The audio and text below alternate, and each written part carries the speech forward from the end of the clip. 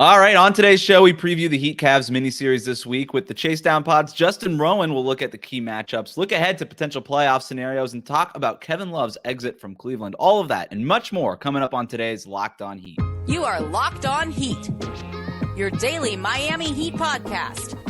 Part of the Locked On Podcast Network, your team every day.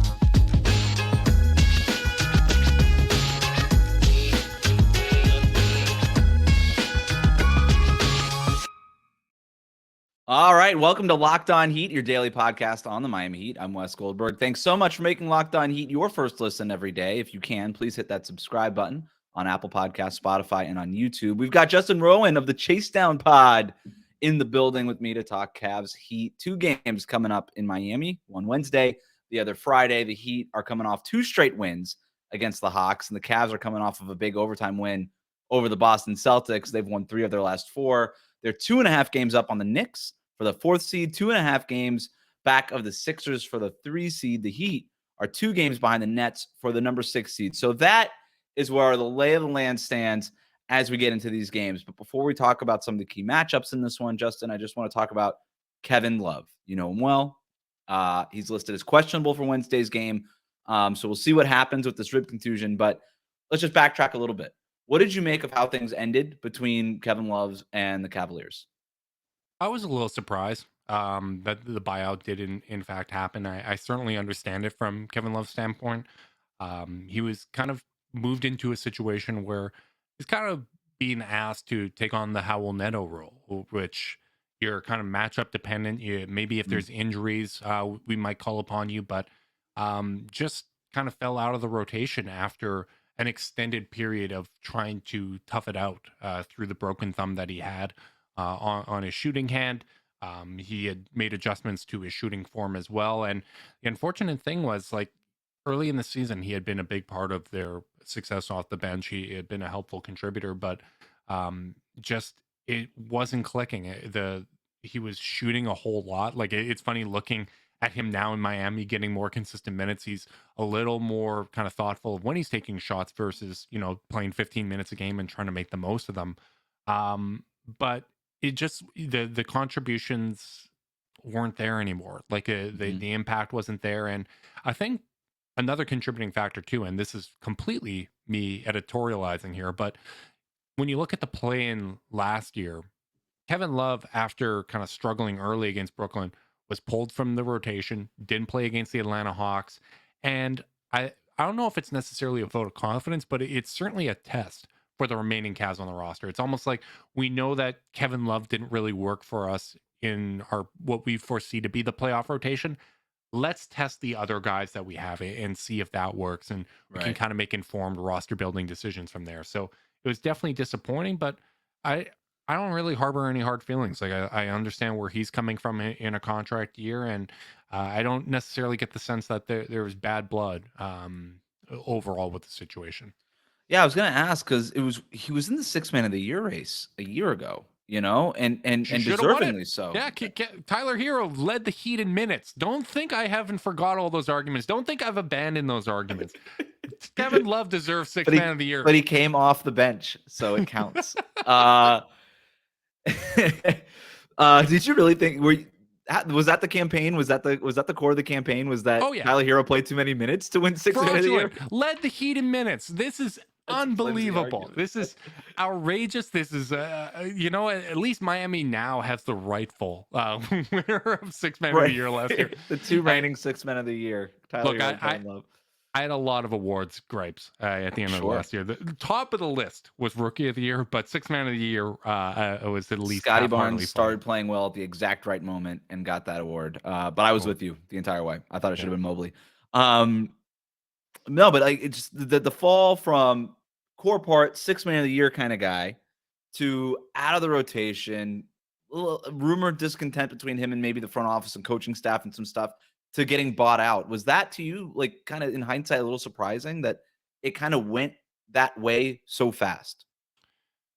Um, Not necessarily. Like there were some rumors that he was shopped at the deadline. I think Chris Fedor Mhm. reported it to his subtext as well that they did look at options there, but it's difficult, right? When you're taking back major salary, it could mean not having a mid-level Right. exception next year. It could mean attaching additional assets that you might be waiting to use in the now kind of popular 5 second round picks consolidation trade. Like you can only do that once now. It used to be you can only do that with first round picks, but now it's seconds as well. So I think they looked at options there, and um, it definitely was a little bit surprising just because there had been so much buy-in. But he's a proud guy, right? Like he's going to go to the Hall of Fame. He's going to have his number retired for the Cavs. I think that's well deserved. Um, I get it. Like it's proud player kind of asked to really kind of reduce his role. And when you Yeah. look at free agency this year, I'm probably guessing that he doesn't want to be on a minimum contract, right? And if Right. he's only playing spot minutes for the Cavs, that's going to hurt his leverage position. So Yep. I get it. I would understand why, there'd be frustrations between him and the coaching staff over that. But, it was a tough decision to cut him from the rotation. By all accounts, JB Bickerstaff said it was really, really difficult to do.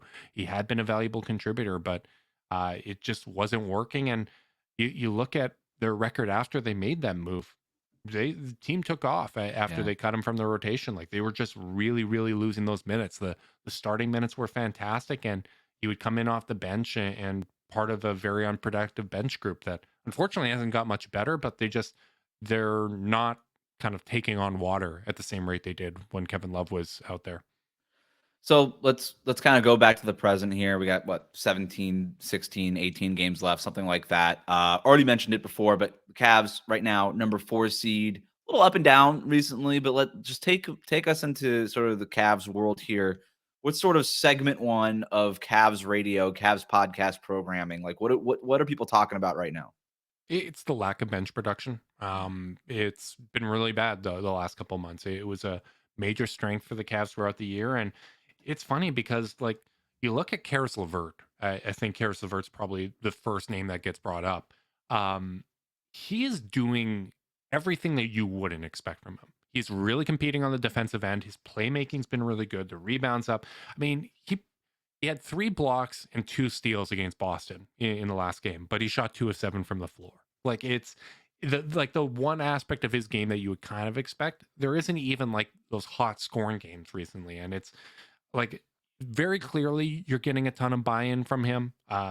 It's hard to get that frustrated because you're getting that buy-in, but at the Mhm. same time, nobody else is stepping up. Dean Wade hasn't been the same since shoulder injury that took him out for 30 games.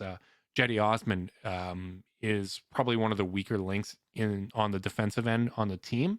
And the shooting's inconsistent, so it's hard to kind of trust him. And that lack of depth has really hurt the Cavs. And at one point, it was all clicking. Isaac Okoro was shooting a whole lot better, and it just feels like the bottom's kind of fallen off with the contributors outside of the core four, and it puts a lot of pressure on those guys to have big games in order for the Cavs to win.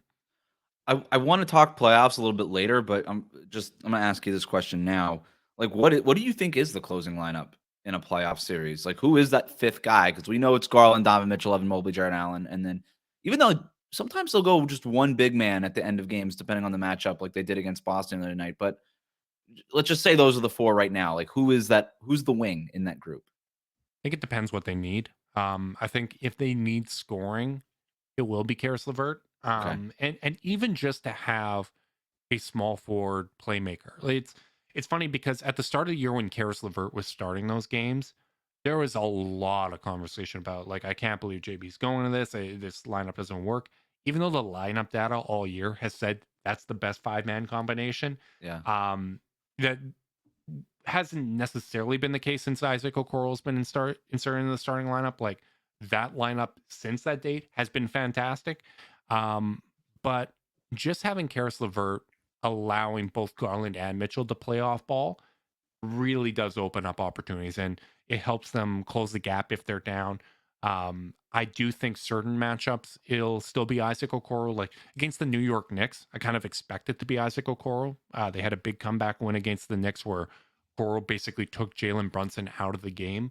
And his ability to be a point of attack defender Right. is really valuable. But that usually means that, hey, Donovan Mitchell is sliding over to like a small four. Like, and you can get away with that against Philly if it's PJ Tucker. But some of these other matchups, it's a little bit more difficult. That's interesting. Well, we're going to talk about this matchup in particular, where the Cavs have the biggest advantage over the Miami Heat and where the Heat need to step up the most. That's coming up next. But first, today's episode of Locked On Heat is brought to you by FanDuel. The midway point of the NBA season is here, and now is the perfect time to download FanDuel, America's #1 sports book, because new customers get a no-sweat first bet up to $1,000. That's bonus bets back if your first bet doesn't win. Just download the FanDuel Sportsbook app. It's safe, secure, super easy to use. Then you can bet on everything from the money line to point scores to threes drained. You can get player props for each individual game. Do you think Jimmy Butler is going to score 20-plus points against the Cavaliers? Check out the player props on FanDuel. You can put your money down. Plus, FanDuel even lets you combine your bets for a chance at a bigger payout with same-game parlays. That includes the prop bets, that includes the point spreads, that includes the money lines. You can go same-game parlays with all those things. You can go multi-game parlays with several different games. A lot of options that they got. So don't miss out. Don't miss the chance to get your no-sweat first bet up to $1,000 in bonus bets when you go to FanDuel.com/lockedon. That's FanDuel.com/lockedon to learn more. Make every moment more with FanDuel, an official sports betting partner of the NBA. Locked On Heat is available on Apple Podcasts and Spotify, so please do subscribe. Let's talk about this matchup. We got a Wednesday game. We got a Friday game, both in Miami, both featuring the Heat and the Cavaliers. A cool little 2-game miniseries. It's the second one of the 6-game homestand for the Miami Heat. Of course, they swept the Hawks in the first version of these. Not sure they're going to be able to sweep the Cavs. The Cavs are much better than the Hawks. The Hawks kind of stink. I'm not a big Hawks guy. I think the Cavs are really good. In terms of the matchup here, what do you think is on the Cavs scouting report? What do you think JB Bickerstaff is telling the team? Hey, these are like the top things that we got to hit in order to beat the Heat on the road. I think limiting turnovers is top of the list. Yeah. Miami is just hellacious with what they can do defensively. The blitz, putting pressure on them. I think Miami's really going to kind of test them. I also wouldn't be surprised if Miami, obviously they are going to deploy a decent amount of zone. That's part of their team identity, but playing some drop. That was very successful for Boston against the Cavs, playing drop, trying to take away the roller and force the guards to be scorers. I wouldn't be surprised if that's a big part of the Heat's game plan. So Cavs limiting turnovers, kind of expecting that from Miami and what counters they have over this 2-game series. I think those are probably going to be the leading points of emphasis, because as great as their guards are and as many points as they contribute, it's basically 50 points per game. The identity of this team and when they're really at their best, they're playing through their bigs, even if that means those bigs generating opportunities for the guards. Keeping those guys involved has to be part of the Cavs game plan. So I think reducing the number of easy opportunities to get to Miami and keeping the bigs involved has to be the top of the priority. Well, in terms of the bigs, a big part of this is going to be whether or not Kevin Love is available or not. He missed the last game with the rib contusion. He's right now, as we're recording this Tuesday night, listed as questionable for that game. I'll probably put his status at 50-50. We'll see if he plays Wednesday. I think he'll play, if not Wednesday. I would bet he plays Friday, but I'm just guessing on that. But we'll see, because the Heat, when they didn't have Kevin Love, instead of sliding Caleb Martin back into that starting group, which was their starting lineup for the first 60 games or so, they're like, no, we're going to keep Caleb on the bench. We're going to go with Max Strus. We're going to go with shooting. We're going to try to space opponents out a little bit more. And it worked in the sense that they beat the Hawks. Like, they got the W. It didn't work in the sense that the defense was still bad for like the third or fourth game in a row. So, and I don't think, and the Hawks are a little bit more of a finesse team. The Cavs will just pound it inside. They'll get it to Mobley. They'll get it to Jaren Allen. Donovan Mitchell can get to the paint. Darius Garland can obviously get in the paint too. And so I don't know that that's going to work as well. But I think that that's still what Spo is going to go to, because he's been so interested in maintaining Caleb Martin on the bench now, despite Caleb starting as long as he has. And that takes me to the bench questions. But before we get to that, you talked about the turnovers. Both of these teams, their formula is sort of winning the possession battle. they rank both in the top 5, I think, or top of the league in turnovers and in not turning over the ball, so to speak, in other words. And then the other thing too is Miami's main formula, so because they've been so bad offensively all year, is to just create extra possessions. Hey, we're so bad on a points per possession basis. If we can get 10, 12 more possessions based on turnovers and rebounds, then that's sort of our way to even things out. And that's been their formula. But the Cavs are an awesome defensive rebounding team, so those offensive putbacks aren't going to be there as much. And then, like I just said, they don't turn the ball over a whole lot because Darius Garland's awesome at running their offense. So I think that's going to be a key point: is can Miami just score in the half court? Can they score on a point per possession basis? And then that's when you end up going back to, well, maybe we should start Max Strus at the 4. Maybe we do have to sacrifice a little bit of size in order to just create some shooting and some spacing. And so then you start to see Spo's logic behind that. Even at first blush, you'd be like a little scared if you're a Heat fan about giving up that much size against the Cavs. You mentioned that the bench was a problem. I want to get into that because the bench and the Heat and the Cavs are 1-1 this season. They've split the series so far, which makes these games, again, it would have made these games a lot more interesting had they been closer in the standings. But yeah, the bench has killed Miami so far in this matchup. In those 2 games, the bench has outscored Miami's bench 72-42. So the Cavs 72, Miami 42. The Heat's bench has been one of the worst benches in the league all year, which is another reason why Caleb Martin is coming off the bench now in order to sort of bolster that bench group. What's going on with the Cavs bench lately? Why do you expect that it'll be like another kind of margin like that, or have things kind of gotten worse as the season has gone on? it's got worse. It's been pretty rough for the last 2 months, I'd say. Ricky Rubio is very clearly still coming back from his second ACL tear and looks slow. Karis LeVert, as I said, like he's doing the right things, but it's just like the scoring punch isn't there. Like it's not sometimes not even taking the shots, right? Like Right. even 2 of 7 against Boston the other night. You would expect Karis LeVert to take more than 7 shots. Dean Wade has been hesitant and reluctant to shoot ever since the shoulder injury, right? And you could tell the confidence is gone. This is a guy that's shot very well since he's been brought up and been playing with the Cavs, and just really bad misses and not looking like himself. And Lamar Stevens is a non-shooter, right? So it kind of exacerbates the spacing problems that the Cavs have had throughout the year. And I'm starting to get a little concerned about Ricky Rubio. I didn't have high expectations for him this season, but I didn't necessarily recognize that he was going to be a fixture in the rotation, that his minutes were basically going to be set in stone. And he didn't play the second half against Boston, but he's getting that first crack off the bench most nights, and it just hasn't been productive lately. And I don't know if that's something that could potentially change over this last month. I would probably even start trending towards, hey, let's just have Karis LeVert play all the backup guard minutes, and you're running a rotation of Garland, Mitchell, and LeVert, splitting those 96 minutes of guard minutes, and then like trying Danny Green as an example. If you're going to be playing a guy with not the best mobility, go with the one that can give you a little bit of spacing rather than Ricky Rubio. So they've been playing at a spacing deficit all year, and I think it's a credit to like JB Bickerstaff and the offense that they've been running, that even without shooters, like throughout the rotation, they still have the 9th best O rating in the league. Like to me, that's really, really damn impressive. And Must be nice. It is nice. There's still a lot of angst over the offense. Like Sure. people, I mean, you know how fans can get. Every single fan base in the league complains about rotations, and they complain about scheme, even though they don't know what's going on. So there's definitely complaints there, but I think they're getting as much as they can out of the personnel that they have, and that's probably going to be the biggest question for the Cavs moving forward. So interesting that both of these teams are this far into the regular season and still just sort of figuring out what they want to do with this second unit. Miami's kind of figured it out lately. Like the second unit is kind of what carried them in those Hawks games. And they've kind of found a new thing where Victor Oladipo and Cody Zeller come in early as that 2-man game. I don't know if it's as simple as, hey, you guys played at Indiana. Remember that? Just go in and do that more. I kind of think it might be, honestly, because looked great. He looked great in that game against the Hawks. Looked amazing. And, the Victor Oladipo thing is a ride, right? It's an experience. There's ups, there's downs.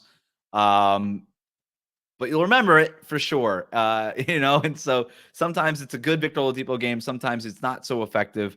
But yeah, if the Heat can get that version of Victor Oladipo, that's a whole different, like, that's the swing factor for that bench group, no doubt about it.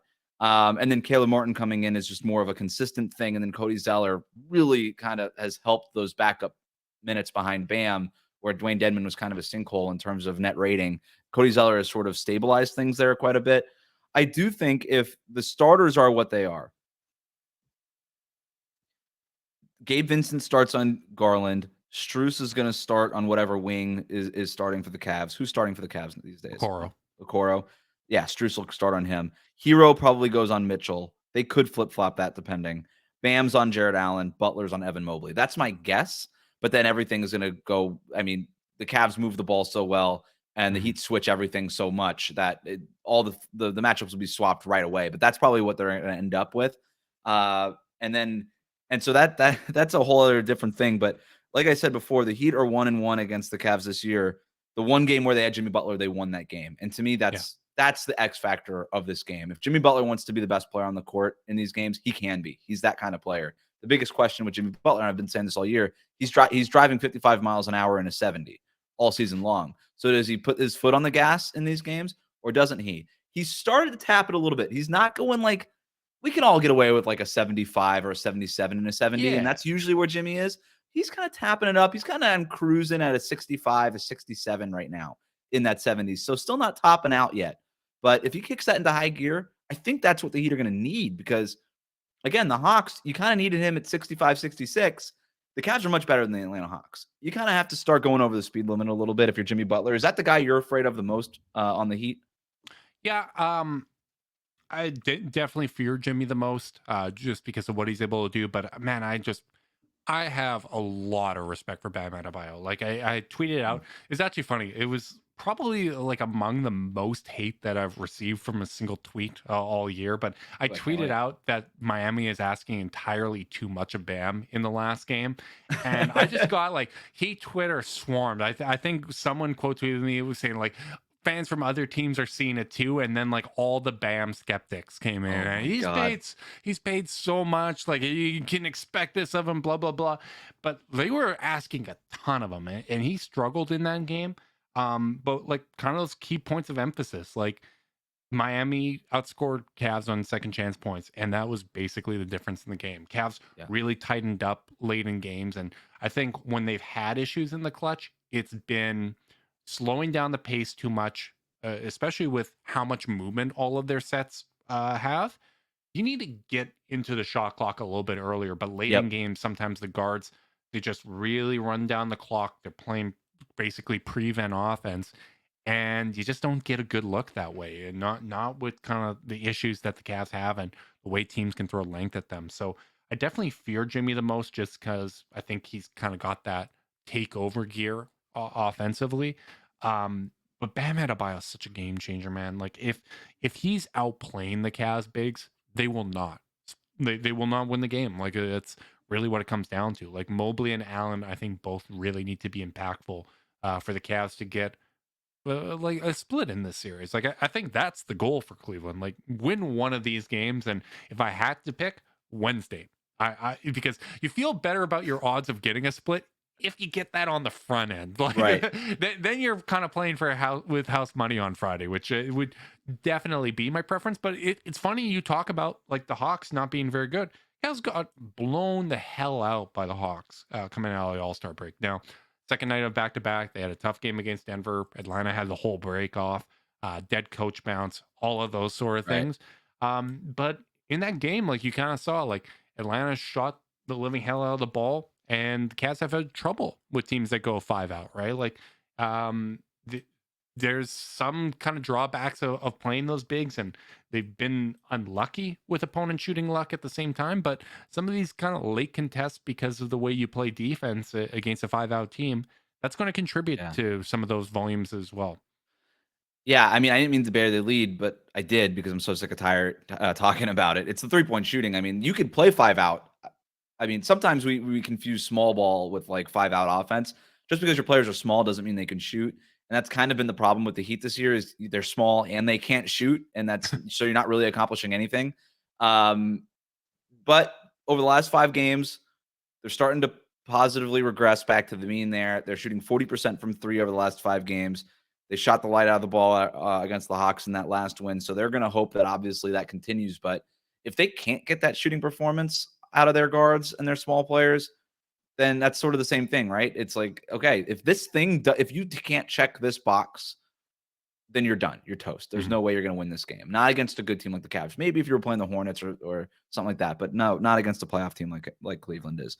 To your point about winning the first, I think maybe it might be better if Cleveland wins the first game for Miami too, because then they get to celebrate in Miami for a couple of days, and maybe they're a little soggy going into that Friday game. I don't know. Maybe that's the whole reason for bringing in Kevin Love, is that on this extended trip, taking out his former teammates to a nice dinner. Have you guys ever heard of Liv? Like, come on over. Some chosen family wine, really, plug in the business there. Yeah, maybe that's what this is all about. I think JB Bickerstaff, I saw Evan Dammerall mention this earlier, but he mentioned like that's been something that the Cavs have talked about, like, just understanding the temptations of being in Miami and all that, and just how important this is. And we talked about it a little bit when you and I were together on the Chase Down pod before we recorded this, but like Cavs don't have a lot of opportunities for signature wins from here on out. After these 2 games in Miami, they play 4 teams with a winning record, and 2 of those are the Brooklyn Nets. Like it's not great. Like you have a 3-game and 4 night against Philly, and then you have a road game against Atlanta. Like that's it. So the Cavs getting a road win here, I think, would go a long, long way to kind of building some confidence. And honestly, I was surprised when you said they won 3 of the last 4. It hasn't felt like it, but I looked it up, and sure as hell, there it is. 3 of the last 4. They won that Boston game. I do want to ask you about Grant Williams in the next segment. We're also going to look ahead to the playoffs and see where the Cavs and the Heat stack up and which teams they might be the most afraid of in the playoffs. And maybe that might be the same team that's coming up next on Locked On Heat. Reach Locked On Heat on Twitter, Instagram, email us, lockedonheat@gmail.com. All right. Grant Williams going to the line with whatever it was, 0.4 seconds left in the game. He gets the foul call, right? And he goes to the foul line. And Donovan Mitchell goes up to him. Do we have any insight into what it is that Donovan Mitchell said to Grant Williams before Grant Williams uttered the line, the word? Do we have any idea what Donovan Mitchell said to Grant Williams? I think I saw some reporting that like Mitchell referenced how they have a players union meeting coming up. He's like, miss at least one of these or something along those lines. He's like, miss at least one of these and we can talk about it then. And then Grant Williams said that he was going to make both, which he says, I'm going to make them both. God bless Grant Williams. I mean, I thought it was a disgusting flex from Boston. Really, really just shady stuff for them to give him a DNP coach's decision in their first matchup, because that's just showing off how much depth you have, how many wings you have. Like Grant Williams would be playing 38 minutes a night for the Cavs if he was on their roster. And the funny thing is, Grant Williams played so well in that game. I think he shot like 4 or 5 from 3. Yeah, it was a big part of Boston having the lead, but God bless, because the Cavs, that wasn't a good win, but it was a needed win. They really, really needed that one. There was a chance that they could have fallen to 5th this evening if they lost that game. So getting that one felt good. And I compared it. Do you watch Barry by any chance? Of course. Yeah. Okay. Yeah. So I compared it to the end of Ronnie Lilly, where I don't know how I'm still alive. I'm not asking any questions. I just wanted to go home. I just wanted my bed. We'll deal with the ramifications later. But I was just like shell shocked after that. I was like, you know what? I'm taking it. I'm not asking questions. I'm done. This is good. That was a Celtics meltdown, I think, more than a Cavs win, is probably why you felt that way. I found it so relatable from Grant Williams. Sometimes you see like Michael Jordan going to the free throw line and closing his eyes and then making both free throws, and you're like, this is not the same species of human. Like that, This doesn't exist. Grant Williams is the same species of human as you and I, Justin. Like that is you and I. I won't speak for you. Maybe you're an awesome free throw shooter. I would go to the line and flex and be like, I'm going to make these both, and then I would miss both. That's exactly what would happen for normal humans. So I'm glad to have seen it, and it's great that it happened against the Celtics. I will be the buzzkill here and relive my high school days, but I was the one that took the technical free throws. Really? Good for Yeah. you. I was I was the rare stretch five that was the team's free throw shooter. I was I played a lot like Grant Williams, I guess. I actually was throwing elbows and fighting for rebounds, as sort of an undersized four back in my day. Not a skill guy. I was definitely was not a skill guy. All right. Let's talk about the playoffs. If they started today, the Heat would play the Hawks in the play-in. The Cavs would play the Knicks in the 4-5 matchup. Yep. How do you feel like the Cavs approach this year is going to translate to the playoffs? Because a year ago, a year removed from the kind of the three big lineups with Lowry Markin in there, some people thought that was kind of gimmicky. Some people, including a certain host of this podcast, thought it was a little gimmicky. And they obviously didn't have Donovan Mitchell back then. I didn't think that the approach, and we unfortunately never really got to see it. I don't really want to talk about that so much more as now they made the changes in the offseason, traded Lowry and a bunch of stuff for Donovan Mitchell. It kind of looks more traditional, like it makes sense in terms of lineups and positions. But a long-winded way to ask, like the way the Cavs are playing, I know they're young. I know that there's some concerns about the bench and all the things that we talked about. But do you think that this team can, and the way that they're playing, can translate to playoff success? I think so. I think one of their advantages, and it's a point of frustration, I think, with Cavs fans, is they do play slow. And I think when you play quicker in the regular season, it can make life easier for you. You can get easier buckets, but that's something that doesn't necessarily translate to the playoffs. And they've been playing a playoff style, right? Like they play a slow style. They use a lot of the shot clock. They get a lot of their offense off in the half court, and they have a top 10 offense despite that. And I think that's a feather in their cap. And I think the defensive infrastructure that they have is legitimate. Like they've been the best defense in the league. That's pretty impressive for a starting lineup with an average age of 23.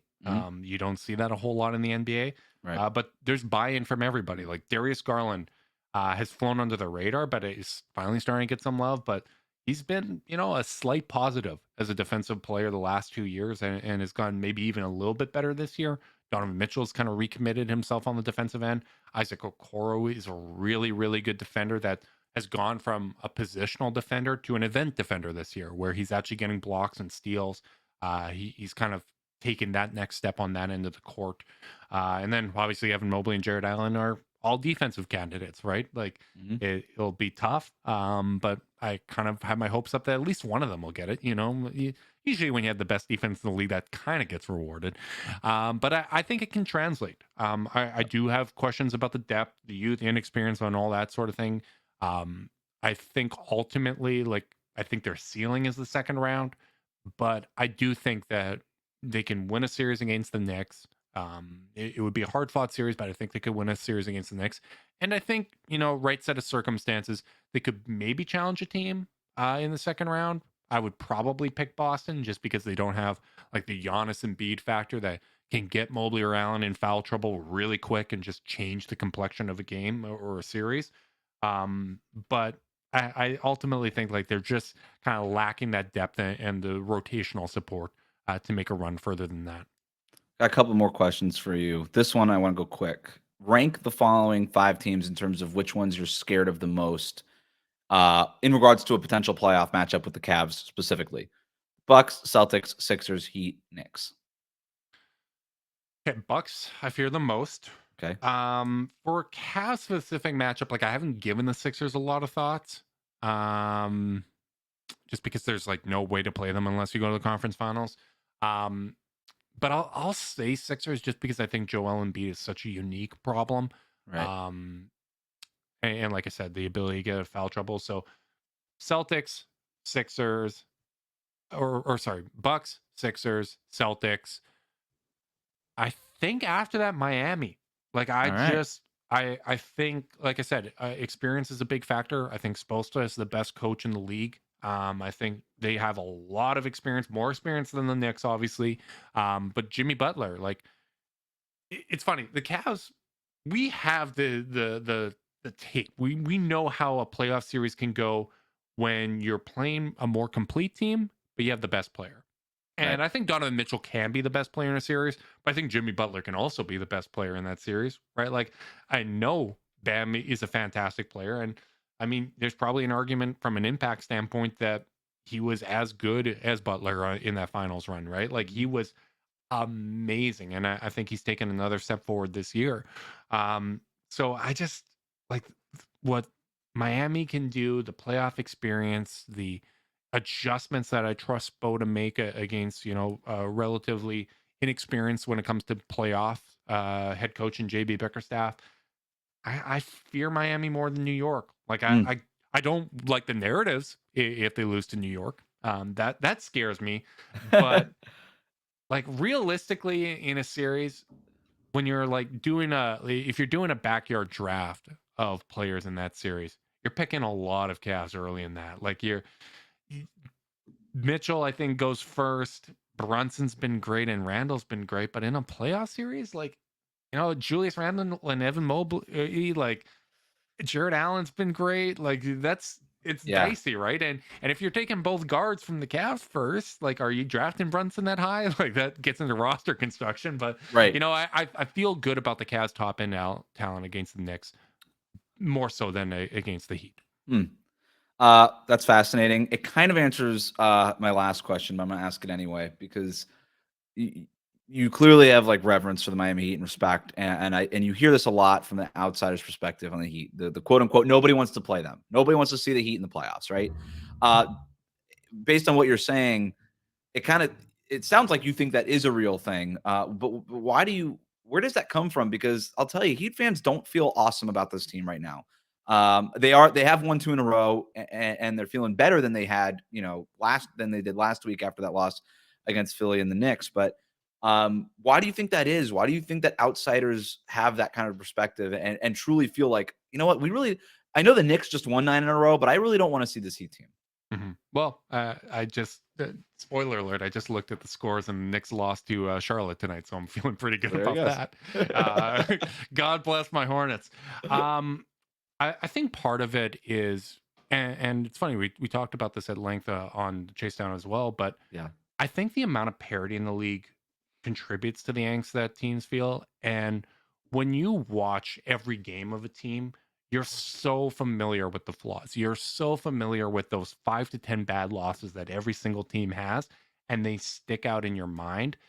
And when you don't, like I've probably maybe watched 10, 15 Miami games this year. Some of them bad losses. Like I was watching the Charlotte game because I really wanted to see if Miami would blow it, and I was thrilled that they did because they were close in the standings at that point. But like you have like you're almost your harshest critic of your favorite team or the team that you're invested in. And Agreed. I just really do have a lot of kind of respect for what it takes to win in today's NBA. Like I think the standard of greatness is higher than ever, and Miami has been a team that's displayed that. They've also displayed not having a great regular season, but putting it together in the playoffs. What they did in the bubble, like the toughness they showed at that time, getting that together and making that run, like that's really, really impressive. So I just think when you're in the trenches, I'm like saying every Heat culture cliche, but when you're in the trenches, who do you want in a foxhole? That's Jimmy Butler, Bam Adebayo, Eric Spoelstra. I'm not going to say Kyle Lowry because I've seen too many playoff failures against the Cavs.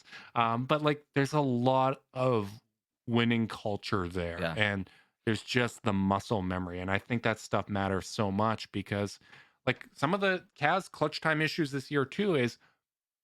You always go to that muscle memory when you're in these tough situations, when the game's on the line. You might not always make the right play. And for Donovan Mitchell, in the clutch, that meant in Utah, I have a big man that I don't trust to catch the ball when I throw it to him. So he's out of the equation. Mike Conley's not going to be able to generate anything on his own, so I'm going to go on my own. For Darius Garland, it was, down the stretch last year, like Colin Sexton went down after 10 games. I have to do everything. I'm the only one that can dribble. Like they sometimes get away from the big men, right? Like they put it all on their shoulders, and that's part of their growing experience. Whereas with Miami, they know, like, they've been in those situations with this supporting cast. Like, this Right. team was the 1 seed last year, right? Like, and there's context there, and last year was a bit of a weird season too, but like, they've had playoff runs together. So I just think that muscle memory really, really matters. And if I'm Miami, like, I wouldn't be surprised if it's a 3-6 Philly Miami that series goes 7 games. And game 7 can go either way. Yeah. Well, you mentioned the Chase Down podcast earlier that we did together. A little home and home situation here. If you want to get more of this kind of conversation, we go in depth on the Miami Heat, in depth on the Cleveland Cavaliers. Great conversation about the NBA in general. You could check that out over at the Chase Down podcast. They're over on YouTube and wherever it is that you like to get your podcast. So subscribe to that. And for now, thanks again for making Locked On Heat your first listen every day. Remember to subscribe to new episodes of Locked On Heat on your favorite podcast app and on YouTube. Ring the bell to get notified as soon as our new episodes go up and to know when we're going live. And make your second listen game to game NBA, every moment, every top performance, every result. Locked On Game to Game covers every game from across the NBA with local analysis that only Locked On can deliver. Follow Game to Game on Locked On NBA. It's available on the Odyssey app, YouTube, and wherever you get your podcasts.